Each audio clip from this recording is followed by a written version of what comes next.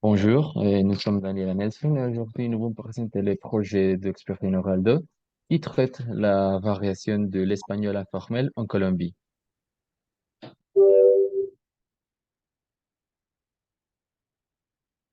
Et alors, tout d'abord, nous avons le table de contenu, la table de contenu. Premièrement, on parlera des caractéristiques de l'espagnol. Deuxièmement, nous parlerons des dialectes de la Colombie. Et troisièmement, nous expliquerons les particularités que nous avons trouvées de l'espagnol informel. Et finalement, nous avons une petite réflexion de l'espagnol de la Colombie. Premièrement, nous commencerons par les caractéristiques. Et maintenant, comme nous savons, le rôle de l'espagnol en Colombie est très important pour la langue. Et l'espagnol est la langue officielle de la Colombie et elle est parlée dans tous les pays. Et il existe aussi des variations régionales de la langue qui sont caractéristiques de la Colombie. On parlera de ça après. Et il faut mettre en compte aussi qu'en Colombie, il y a 69 autres langues qui sont parlées. Et par exemple, 65 sont des langues indigènes et deux langues créoles et le romani est la langue des signes colombiens. Quelles sont les variables? L'accent, il se caractérise par une prononciation claire et forte des mots. Le voceo, dans certaines régions de Colombie, au lieu d'utiliser les pronoms tu, on utilise les pronoms vos pour s'adresser à quelqu'un de manière informelle. Le régionalisme, chaque région de la Colombie possède ses propres mots et expressions qui ne sont pas utilisées dans d'autres parties du pays. Et quatre, l'argot. Comme dans d'autres pays, il existe en Colombie des argots et des expressions familières qui sont utilisées dans différents contextes sociaux et culturels. On peut dire aussi qu'en résumé, l'espagnol colombien se caractérise par une prononciation claire et forte, l'utilisation du voceo dans certaines régions, une grande variété de régionalisme et la présence d'expressions argotiques et familières dans différents contextes sociaux et culturels. Et alors, maintenant, on va continuer avec les dialectes de la Colombie. Les variantes régionales. En Colombie, on ne parle pas des dialectes en tant que tels, mais plutôt des variantes régionales ou des variétés géographiques de l'espagnol. En ce sens, plusieurs variantes régionales sont reconnues en Colombie, caractérisées par des différences de prononciation, de grammaire, de lexique et d'utilisation de la langue. Et les principales variantes régionales de l'espagnol en Colombie sont les suivantes. Et tout d'abord, le costeño. Et il est parlé sur la côte caraïbe et caractérisé par l'utilisation d'expressions telles que chévere, qui est bon, et mono, qui est blanc, et vaina, qui est hechos. Et cet accent se caractérise par sa rapidité, sa mélodie et son intonation particulière.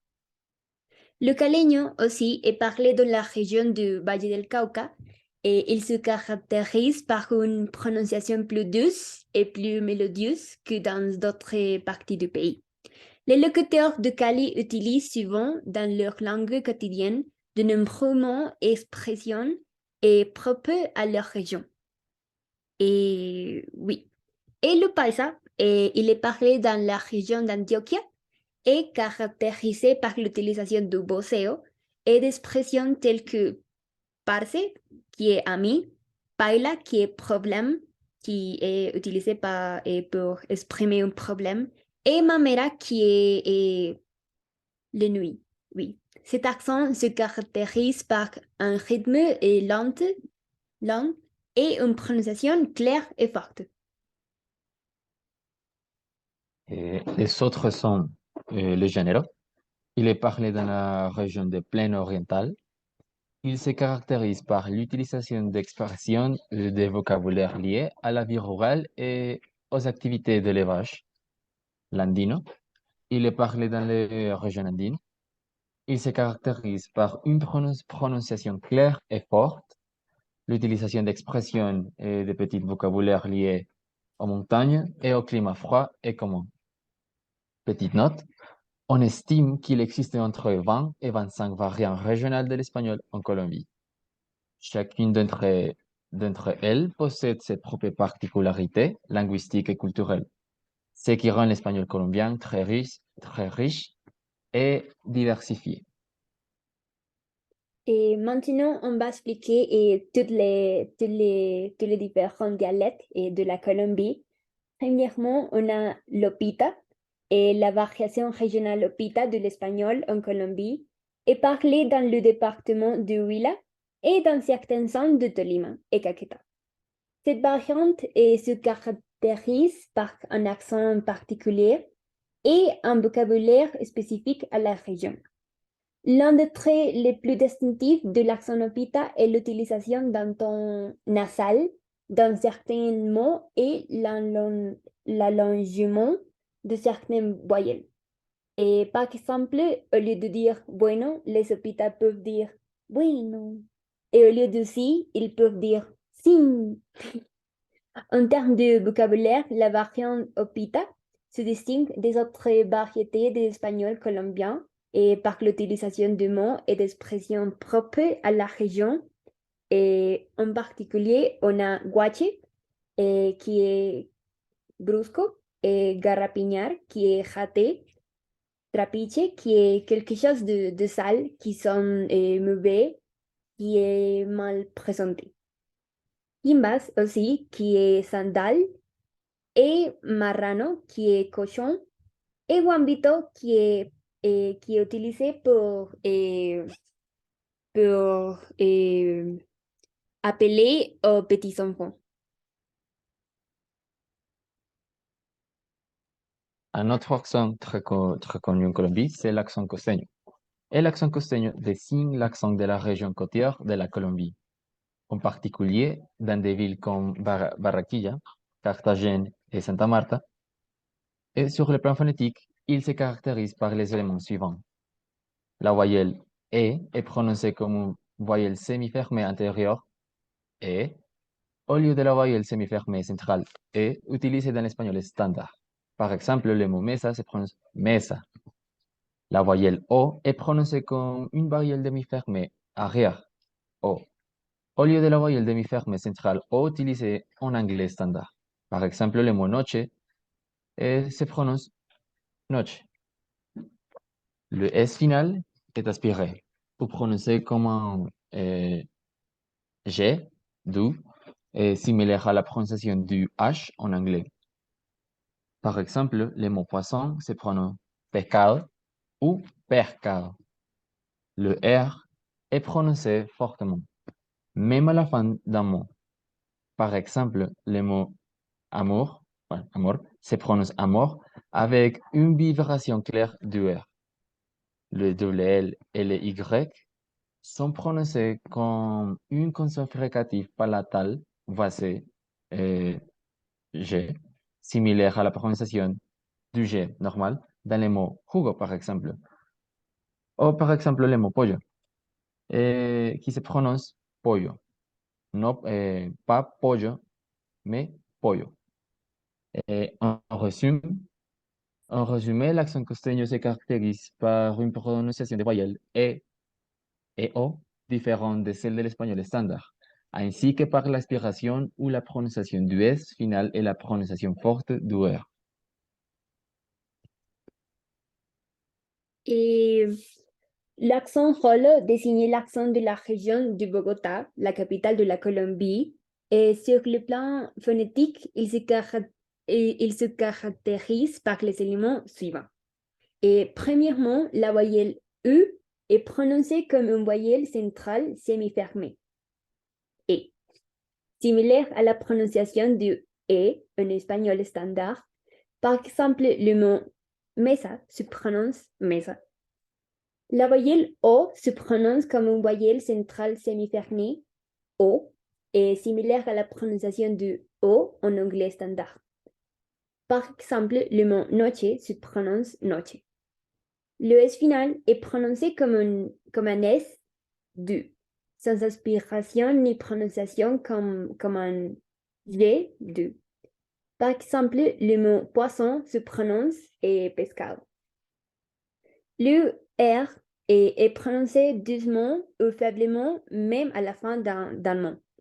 Par exemple, le mot amour se prononce amour. Ou amour. Le double L et le Y se prononcent comme une consonne fricative palatale, voicée et J, similaire à la prononciation de G dans le mot jus, c'est-à-dire who. Par exemple, le mot poulet se prononce, c'est-à-dire pollo, se prononce pollo. En résumé, l'accent rolo se caractérise par la prononciation des voyelles et O, d'une manière similaire à l'espagnol standard, ainsi que par la prononciation douce ou faible du R et la prononciation de double L et Y, comme une consonne fricative palatale voisée J. Mais on a aussi la différence entre les accents rolo et condivoyacense. Et la principale différence entre l'accent rolo et l'accent condivoyacense réside dans la prononciation du R et du double L et Y. Dans l'accent rolo, le R est prononcé doucement ou faiblement, même à la fin d'un mot, alors que dans l'accent condivoyacense, le R est prononcé fortement avec une vibration claire du R, même à la fin d'un mot. Quant à double L et Y, ils sont prononcés comme une consonne fricative palatale, voici J, similaire à la prononciation de J dans le mot Hugo, comme nous avons dit avant. En revanche, dans l'accent condivoyacense, ils sont prononcés comme une consonne palatale approximative, J, similaire à la prononciation de Y dans le mot je, c'est-à-dire J. Le paisa. Le paisa est aussi un accent très connu en Colombie parce que le paisa désigne l'accent de la région d'Antioquia et d'autres sons de la région andine en Colombie. Sur le plan phonétique, il se caractérise par les éléments suivants. La voyelle E est prononcée comme une voyelle ouverte antérieure non arrondie et similaire à la prononciation du E dans le mot pecho. Par exemple, le mot mesa se prononce mesa. La voyelle O se prononce comme une voyelle arrondie arrière mi-fermée O, similaire à la prononciation du O dans le mot ocho, par exemple, et par exemple le mot noche, qui se prononce noche, noche o noche. Le S final est prononcé comme un S du, sans aspiration ni prononciation comme un G de. Par exemple, le mot poisson se prononce pescado. Le R est prononcé fortement, même à la fin d'un mot. Par exemple, le mot amour se prononce amour avec une vibration claire du R. Le W et le Y sont prononcés comme une consonne fricative palatale voicée, G, similaire à la prononciation du G dans le mot J. Par exemple, le mot pollo se prononce pollo o pollo. Et l'accent paisa a également tendance à aspirer les consonnes P, T et K lorsqu'il se trouve au début d'un mot. Par exemple, le mot pato se prononce pato. En résumé, l'accent paisa se caractérise par la prononciation de E comme une voyelle ouverte antérieure non arrondie E, la prononciation de O comme une voyelle semi-fermée postérieure arrondie O, la prononciation forte de R et la prononciation de double L et Y comme une consonne fricative palatale voicée. Il se distingue également par la tendance à aspirer les consonnes P, T et K en début des mots. Et l'accent vallecaucano désigne principalement l'accent de Cali, qui est la capitale du département du Valle del Cauca. Cependant, il peut également être trouvé dans d'autres zones voisines de la région et il se caractérise et sur le plan phonétique et par les éléments suivants. Et il se distingue par son accent nasal, l'eugéisme et l'articulation bilabiale nasale, M du N final, et par exemple, tren et trem, passion et passion. Le S final est préconsonant natal et généralement maintenu, mais en position prévoisée. La réalisation par G, S, H est fréquente surtout dans les liaisons nécessitaires, qui est nécessitaire, et, partout les locuteurs peu éduqués, par exemple, et los hombres, qui est leur hombre, et il est très répandu chez tous les types de locuteurs. Et cette réalisation H du S intervocalique est plus ou moins répandue dans la majeure partie de l'intérieur de la Colombie, dans les environnements familiers. Elle est également reconnue par l'utilisation de muletillas telles que ve et mira ve, normalement utilisées avant la phrase, et oís, fréquemment utilisées après la phrase. B est utilisé pour boire et oís est utilisé pour écouter. Et oui, dans cette région de la Colombie, le voceo est utilisé pour indiquer la proximité avec l'interlocuteur et est utilisé quotidiennement entre des amis et des collègues de travail et d'études et les voisins, les parents, etc. Reléguant est le usted aux seules conditions de relation formelle avec une personne ou un groupe, avec lequel une certaine distance est maintenue. Le vos est utilisé comme pronom personnel et comme objet de la préposition te, en tant que pronom critique et tu et tuyo, en tant que possessif. En espagnol du Valle del Cauca, un voceo congruent est utilisé entre les pronoms et le verbe, ce qui signifie que vos sera toujours accompagné de verbe dans une forme voceo et dont la caractéristique fondamentale est l'accent à la fin de ce verbe. Et le présent de l'indicatif de verbe régulier se forme en ajoutant as, es ou is, selon le mot vos hablas, vos comes, vos vivís. Pour les verbes irréguliers avec changement de voyelle, la terminaison est la même, mais les verbes ne subissent pas le changement du voyelle typique. Vos recordás, vos tenés, vos dormís sont des exemples. Au subjonctif présent, l'accentuation de la fin demeure et le changement de voyelle du subjonctif est conservé. Par exemple, vos hables, vos comas, vos vivas. Et les impératifs réguliers finalement se forment de la même manière. Habla, come, escribir. Les santanderianos. Il s'agit de l'espagnol parlé dans le département du Santander et du nord du Santander, dont les capitales sont respectivement Bucaramanga et Cúcuta, dans le nord et du pays. Il se caractérise par une intonation forte et rapide, souvent perçue comme impétueuse ou dure. Dans cette région, il existe encore de nombreux vestiges du phonème palatal latéral de cayo ou arroyo, dont le son est différent de celui de cayo et arroyo. Le yeísmo étant absent à l'origine. L'ustedeo est presque général dans toute la région. Le tu est rarement utilisé en commun. Le voceo est très présent dans certaines municipalités de Catatumbo, province d'Ocaña, dans le nord de Santander. Et le chocuano fait référence à l'accent en dehors du département du Chocó et le long de la majeure partie de la côte pacifique et au-delà des frontières jusqu'à la région d'Esmeraldas en Équateur. Présent un certain degré d'influence africaine, car la majorité de la population de cette région est d'origine africaine. Les principaux centres urbains sont Quibdó, qui est la capitale, et Buenaventura, Tumaco, Guapi et Tibiquí.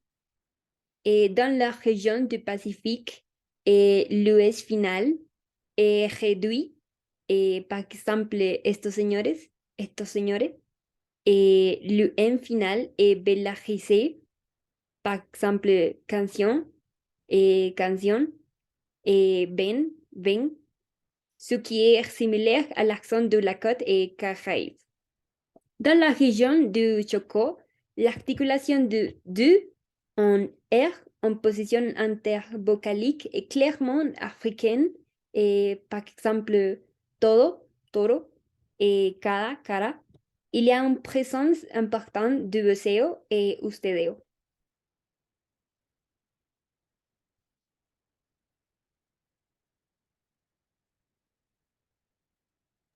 Les généraux. C'est l'espagnol parlé dans le département de Plaine orientale de Colombie, avec une influence notable des accents colombiens de la cordillère orientale. Il supprime ou affaiblit généralement le S redondant du pluriel. Par exemple, los antioqueños, los perros, eh, cuatro narices, cuatro narices, espèce locale de serpent, los padrinos. Il présente aussi le jéisme et l'articulation du R jusqu'à sa neutralisation, volqueta, volqueta, volqueta, ou sa disparition à l'infinitif, ventia, ventia, acerra, ordeña, coger. Il y a aussi l'articulation du S implosif, l'aspiration maïs, qui signifie maïs, ou la perte, cataplama, cataplasme. Il y a aussi la caractéristique de l'aspiration de la prévocalique eus, qui génial, et aussi la olvida. Ces fricatifs intervocaliques B, de et G sont affaiblés ou disparaissent dans le parleur général. Aguacero, aguacero. Formation du subjonctif prétérit avec le verbe être. Par exemple, si no fuera sido por Guadalupe, Salcedo, s'il n'y avait pas eu Guadalupe Salcedo. Alors, Ah, pardon, pardon. Bien que dans les principales villes, en raison de la diversité des cultures des personnes originaires d'autres régions du pays, le parler est plus proche de celui à l'intérieur du pays, avec un espagnol similaire à celui de Bogota. C'est pourquoi il s'agit d'un dialecte en déclin. désolé. Maintenant, on a l'accent amazonien, et il s'agit du dialecte parlé dans les départements colombiens et situé dans le jungle du sud-est sud-est du pays, et c'est-à-dire Caquetá, Baupés, Amazonas, Guaviare et Guainía. L'influence est indigène plus ou moins marquée, mais moins dans les zones peuplées par des colons venus d'autres régions de Colombie, principalement Huila, Nariño et le centre du pays.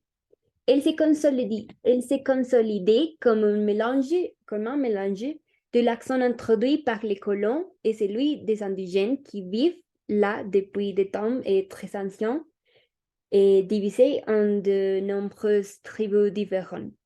Les caractéristiques phonologiques du parler amazonien en Colombie et dans les pays voisins sont les suivants. Et le changement de G, désolé, il est aspiré dans la situation antérieure et H pour le toujours et bilabial. Surtout lorsqu'il se trouve à côté d'un semi-voyelle E. Et par exemple, los fríos de San Juan devient los fríos de San Juan. Et il est aussi l'omission de certaines voyelles. Et nos vemos el jueves devient nos vemos el jueves. L'émission de gu, comme gu, pour W et guante devient guante. Et l'utilisation aussi allophonique et sans l'implication sémantique de l'allongement vocalique. De la selva devient et de la selva. Il y a occlusivisation des intermédiaires et V, D, J et dans la montée tonale avec aspiration et allongement vocalique. Les phénomènes P, T et K sont réalisés avec inspiration en début du mot. Et le Y a tendance à être appliqué dans J comme dans les autres et terres colombiens, par opposition à la côte. Il existe également une assimilation et peu marquée et des vibrantes. Finalement, isleño ou sanandresano. Il s'agit de l'accent parlé sur les îles de San Andrés, Providencia et Santa Catalina, dans les Caraïbes colombiennes, avec une population d'environ 60 000 personnes. Il combine des éléments de l'espagnol des Caraïbes et du créole de San Andrés, ce qui donne l'accent une saveur anglo-caribéenne. Et maintenant, nous parlerons des particularités de l'espagnol informel. Maintenant, nous allons montrer une liste, une liste de les mots qui caractérisent l'espagnol colombien. Premièrement, avión, avispado.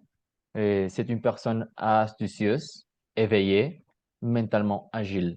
Chiviado, c'est quelque chose qui est qui est peu de valeur ou faux. Babilla, il est utilisé pour dire qu'une fille est laide ou pas très attirante. Bacano, c'est quelque chose de très bon. Balde, c'est un seau à laver, seau. Berraco, c'est une personne de beaucoup de pouvoir. Et on a aussi emberracar, qui est se mettre en colère. Il est utilisé dans tout le pays, mais il est plus costeño. On a aussi parcero, et il est également utilisé comme parce, et c'est la façon d'appeler une connaissance ou un ami colloquialement. On a aussi sapo, qui est une personne qui est incapable de garder un secret. C'est despectif un peu. On a pecueca, et c'est la mauvaise odeur de pied. Et on a intenso aussi, et on l'utilise quand quelqu'un est si insistant qu'il devient ennuyeux. Et on a chévere aussi, qui est quelque chose qui est génial ou très bon. C'est comme cool ou génial. Chamba, c'est un travail ou un emploi. Chimba, c'est quelque chose de très bon. Et c'est peut être quelque chose de très mauvais. Et los chécheres, ce sont des choses sans valeur ou de peu de valeur. Chino, c'est le nom donné aux jeunes enfants. Chirrete, c'est quelque chose qui est très petit ou rare. Chuzo, c'est un lieu où l'on vend des fast-food et des boissons alcoolisées.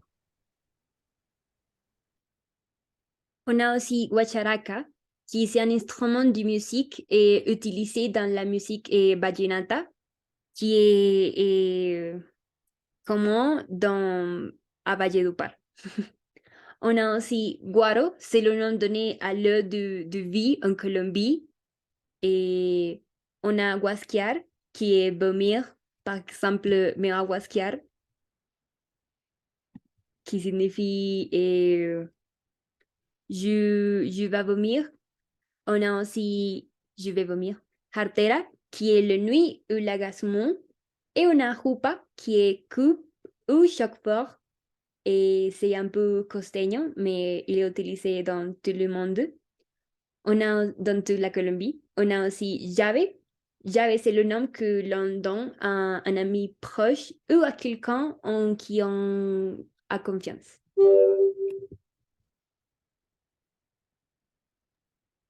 Bon, mira, c'est quelque chose qui est ennuyeux, il n'y a pas. C'est un cadeau ou quelque chose de plus que vous recevez lorsque vous achetez quelque chose. Paella, c'est quelque chose qui est mauvais ou qui ne s'est pas bien passé. Ah, un parche, euh, c'est une réunion d'amis ou de personnes partageant des intérêts communs. Un pelado, c'est le nom donné aux gens ou aux enfants. Guambito, c'est le nom pour les enfants dans le Huila. Et pinta, c'est le nom donné au style ou à l'apparence d'une personne. Par exemple, en anglais, the outfit. On a pituco aussi, quelqu'un qui est présomptueux ou qui se croit supérieur aux autres. Et on a rumbiar, et qui est faire la fête, c'est simple. Et tinto, qui est utilisé dans toute la Colombie, et c'est café noir. On a vaina, qui est plus costeño, et c'est un mot utilisé pour désigner quelque chose qui est difficile à expliquer ou à comprendre. Par exemple, une chose. On a pena ajena aussi, que c'est la honte que l'on ressent pour quelqu'un d'autre lorsqu'il fait quelque chose d'inapproprié ou de ridicule. Et dans la majorité du temps, c'est une personne qui ne nous connaît pas. El yeyo, eh, eh, ça signifie avoir yeyo, signifie s'évanouir. Et sourdo, être sourdo, c'est quelqu'un qui est gaucher et quelqu'un qui écrit avec la main gauche. La monda, c'est le membre masculin le plus utilisé sur la côte. Gourre, cette expression c'est un peu péjoratif, mais il est utilisé pour décrire une personne laide.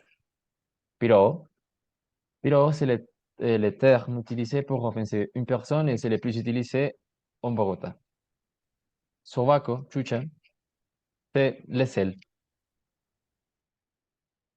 Et finalement, hincho signifie être ivre et couliar, et c'est-à-dire exercer des actes d'adultes et pratiquement des relations sexuelles. Et prendo, c'est un synonyme de hincho peut-être, et il signifie être, et être prendo signifie être ivre. Nelson. Ouais. Nous continuerons avec la syntaxe. La syntaxe de l'espagnol suit une structure de sujet, de verbe et de prédicat, bien qu'il y ait quelques variations selon le type de phrase. Dans une phrase affirmative, la structure de base est sujet, plus verbe, plus complément, plus prédicat. Par exemple, Daniela come una changua. Daniela mange une changua. Dans cette phrase, Daniela est le sujet, manger est le verbe, une changua est le complément direct. Dans une phrase interrogative, la structure de base est verbe, sujet, complément, prédicat. Par exemple, come Daniela una changua? Daniela mange tel une changua? Dans cette phrase, manger est le verbe, Daniela est le sujet, une changua est le complément direct. Et dans une phrase négative, la structure de base est sujet, plus verbe, plus négation, plus complément, plus prédicat. Par exemple, Daniela no come una changua. Daniela ne mange pas une changua. Dans cette phrase, Daniela est le sujet, mange est le verbe, no est la négation et une changua est le complément direct. Maintenant, on a l'analyse sociolinguistique, et l'espagnol colombien est influencé par une variété de facteurs sociolinguistiques tels que la géographie et l'histoire, la politique et la culture.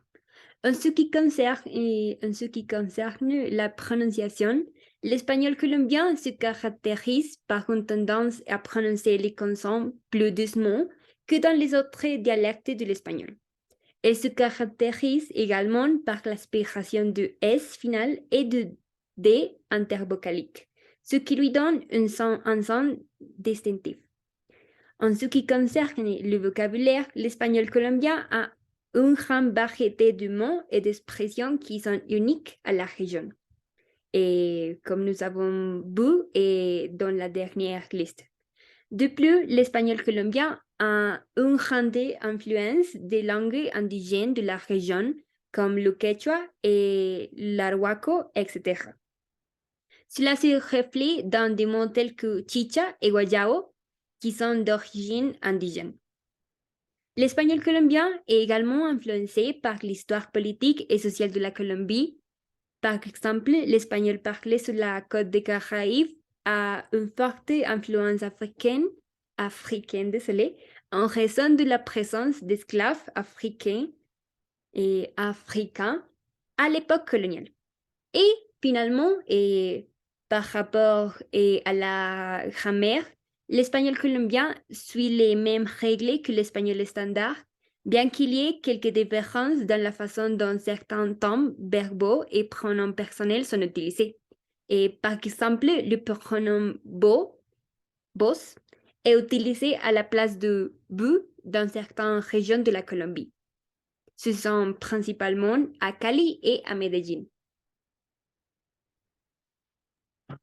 Maintenant, on va présenter les abréviations les plus utilisées par les gens en Colombie en écrivant sur un SMS.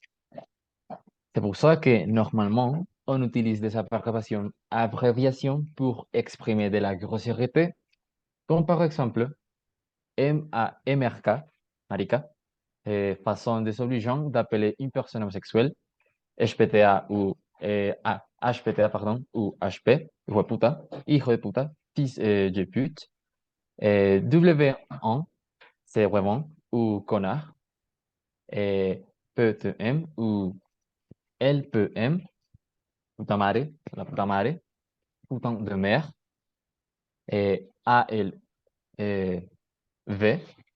ça signifie à la verga, ou envoyer balader, foutre en l'air, et CTM, conche tu madre, ta mère la pute. On doit prendre en compte aussi que à la verga et concha tu madre sont des influences mexicaines. On a aussi PRRO qui est perro ou chien et il est une façon désobligeante et d'appeler quelqu'un. On a LOK aussi qui est loca ou folle. Et on a tons ou intense. Et ils sont des manières et des abréviations pour des adverbes.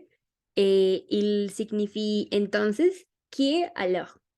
On a aussi TMB, qui est también, et qui est traduit comme aussi. On a PS, qui signifie pues ou bon en français. On a pas, qui est para ou pour. PQ ou XQ, porque, ça signifie parce que. PQ ou XQ avec un signe interrogatif, ça signifie pourquoi, pourquoi.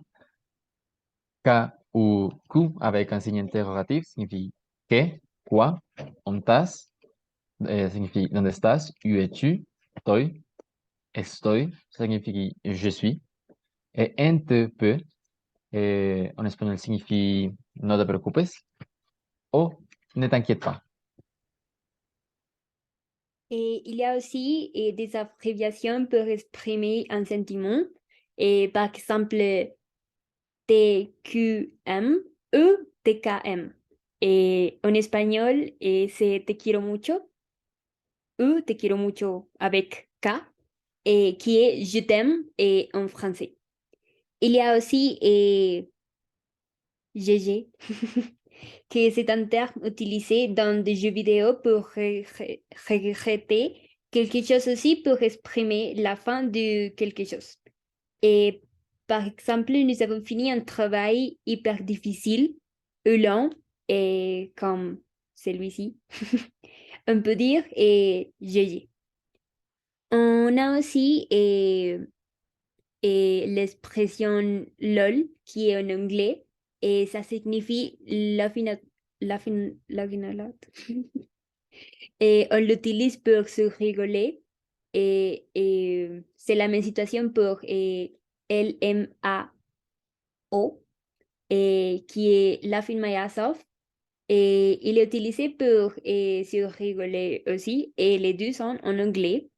Et c'est la même chose avec OMG qui est Oh my God et Oh Dios mío en espagnol et en français est Mon Dieu. Et tous cet aspect sont des anglicismes et on utilise aussi le F pour exprimer une chose et on l'utilise pour regretter quelque chose que nous avons fait de mauvaise manière. Profe, c'est une abréviation pour dire professeur, en français professeur, U ou uni, c'est pour exprimer le mot universidad ou l'université. XFA, porfa, signifie por favor, en français s'il vous plaît. El fin de, ça signifie fin de semaine en espagnol, et en français, les week-ends. VDD signifie verdad, avec un signe d'interrogation qui exprime la vérité ou c'est vrai, par exemple. Lit, c'est un anglicisme aussi, anglicisme, ouais, on utilise aux États-Unis et aussi en Colombie. Lit qui signifie littéral, littéralement, par exemple. Et on a aussi les diminutifs. Et les diminutifs sont une partie importante du discours quotidien de Colombie et car ils sont fréquemment utilisés pour exprimer l'affection, la proximité et parfois pour adoucir le temps d'une conversation. Les diminutifs sont formés en ajoutant des suffixes et à la fin d'un mot et variant et en fonction du genre et du nombre du mot d'origine. Certains des suffixes les plus courants pour former des diminutifs en Colombie sont ito ou ita, et c'est le diminutif le plus courant en Colombie, et il est ajouté à la fin du mot pour indiquer qu'il s'agit de quelque chose de petit ou de mineur. Et par exemple, perro, qui est chien, devient perrito, qui est petit chien. Casa, maison, devient casita, qui est petit maison, petite maison. Et ainsi de suite. Et on a aussi cito et cita, qui est principalement utilisé pour exprimer l'amour ou l'affection. Et en particulier, maman, mère, devient mamacita ou mamita. Et amigo, ami, devient amiguito, petit ami. Et de notre côté, on a aussi illo ou illa. Et il est utilisé principalement pour exprimer le mépris ou la colère, bien qu'il puisse également être utilisé pour indiquer la taille ou l'affection. Par exemple, niño devient niñito. Oui. Léon et devient Léoncine. Oui. Ay, désolé. Oui. Et in ou ina, il est moins courant que les précédents, mais il est surtout utilisé dans certaines régions d'Espagne. Par exemple, comme j'ai dit avant, Léon devient Léoncine, qui est un animal.